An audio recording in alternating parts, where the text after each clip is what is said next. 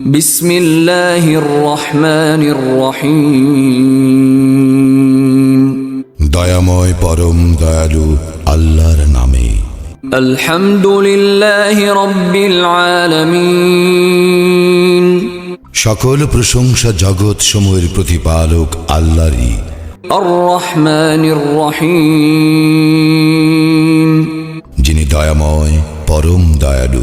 মালিক ইয়াউমিদ্দিন। কর্মফল দিবসের মালিক। ইয়্যাকা না'বুদু ওয়া ইয়্যাকা নাস্তাঈন। আমরা শুধু তোমারই ইবাদত করি, শুধু তোমারই সাহায্য প্রার্থনা করি। ইহদিনাস সিরাতাল মুস্তাকিম।